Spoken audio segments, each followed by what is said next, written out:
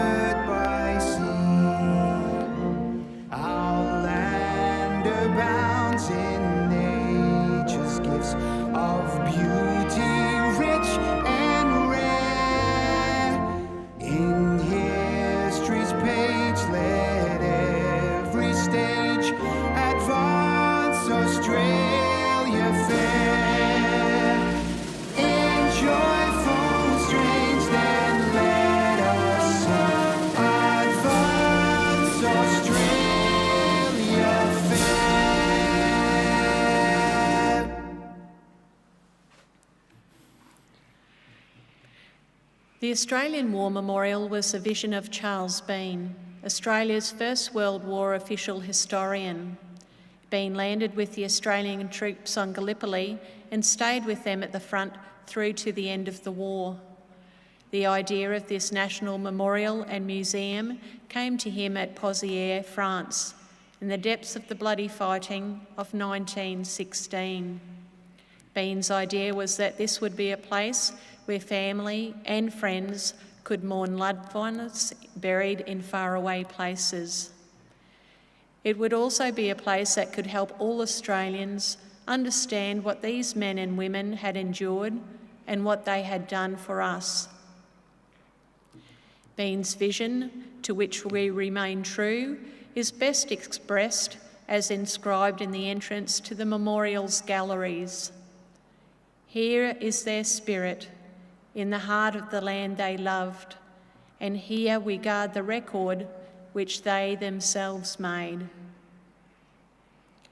Tonight we will read the story behind just one of those on the Roll of Honour, which lists the names of more than 102,000 men and women who have given their lives for us in war and on operations for more than a century.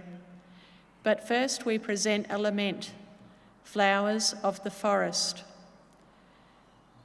Wreaths or floral tributes will now be laid at the base of the pool of reflection.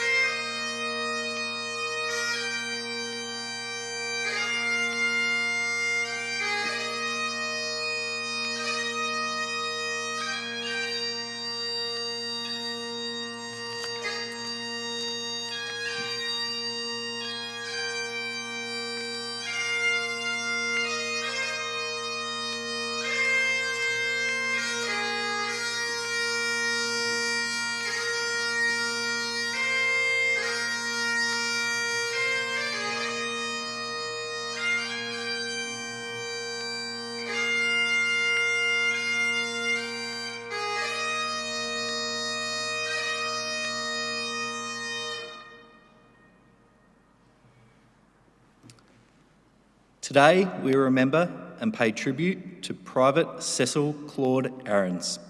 Cecil Ahrens was born on the 19th of March, 1897, the youngest son of William and Elizabeth Ahrens of Upper Sturt, South Australia. His father, who was of German descent, died when Cecil was 11 years old. Cecil was educated at Sturt's Scotts Creek Public School and went on to work as a baker's assistant and delivery driver.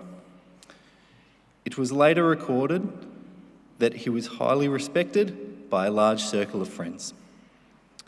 Cecil Ahrens went to Gummaraka to enlist in the Australian Imperial Force in November 1915. He underwent a period of training in Australia before leaving for active service overseas with reinforcements to the 10th Battalion towards the end of the year. Ahrens was first sent to Egypt, where the AIF, having recently evacuated from Gallipoli, was undergoing a period of expansion and reorganisation. As part of this process, the 10th Battalion was split in half to form a nucleus from which a new battalion, the 50th, would be formed. Ahrens was transferred to this new battalion in May 1916, around the time he was sent from Egypt onto France. On the 11th of August 1916, the 50th Battalion entered the trenches to the north of the newly captured French village Ponceau. Not far from a fortified farmhouse known as Moncay Farm. Over the following days, the battalion participated in a number of attacks in the direction of Moncay Farm, although they were so poorly planned that they could make little headway. The men held the front line for almost a week under the heaviest shell fire of the war. The constant barrage of enemy shells prevented food, water and ammunition from reaching the men in the front line on a regular basis, and many heroic acts were performed just to ensure the 50th Battalion could remain supplied. On the 16th of August 1916, the men of the 50th Battalion were relieved of their duty in the front line, and a battered remnant of the formation emerged from the trenches. The situation had been so desperate that the fate of many went unrecorded. One of the many men discovered to be missing after a relief of the 50th Battalion was Private Cecil Ahrens. It took several months to determine what had happened to him. In April 1917, investigators spoke to Private Ken Lyle, who had said that he had seen Private Ahrens lying in a trench at Mokay Farm at some point during the week in the front line. Although Lyle shook him, he could not wake him up and assumed he'd been hit in the head by something. He later saw a high explosive shell drop close to where Ahrens lay, killing him outright. Further investigation found that Sergeant Morton Noble, who confirmed that he and a corporal had found Ahrens in a trench, in a kneeling position with an awful wound in the back of his neck. They bandaged him up, but the corporal said, "I'm afraid he's done." Noble said that once they'd bandaged him, they had to leave him, saying, "Whether he died or not, or was taken away by a stretcher bearer, I could not say. It was the last time I saw him." Cecil Ahrens was determined to have been killed in action on the 16th of August 1916, a date probably a few days after his actual date of death. The situation was so desperate while the 50th Battalion was in the front line that his body was never recovered. Today, he is commemorated at the Australian National Memorial at Villas Brereton No. One name among more than 10,000 Australians with no known grave on the Somme. He was 19 years old. His name is also listed on the honour roll on my right, among almost 62,000 Australians who died while serving in the First World War. His photograph is displayed today beside the pool of reflection. This is but one of many stories of service and sacrifice told here at the Australian War Memorial. We now remember Private Cecil Claude Ahrens, who gave his life for us, for our freedoms, and in hope of a better world.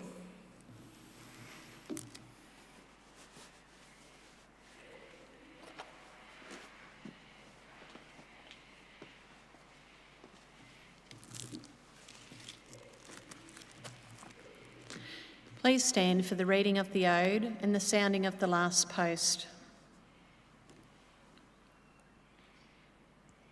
They shall grow not old, as we who are left grow old. Age shall not weary them, nor the years condemn. At the going down of the sun and in the morning, we will remember them. We will remember them.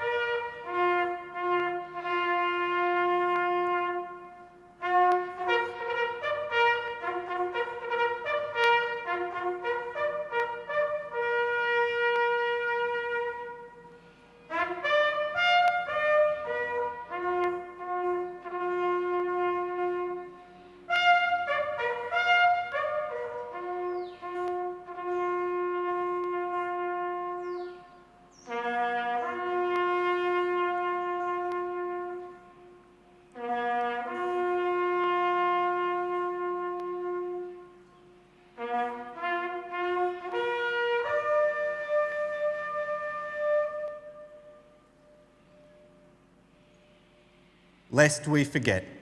Lest we forget.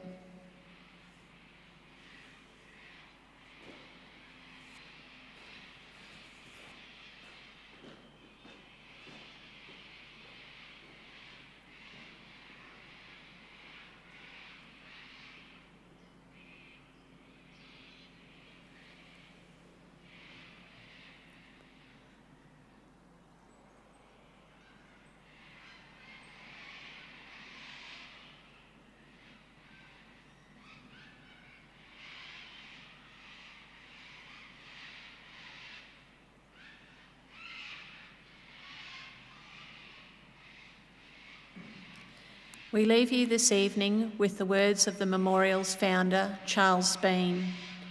Many a man lying out there at Poziere or in the low scrub at Gallipoli with his poor, tired senses barely working through the fever of his brain has thought in his last moments, well, it's over.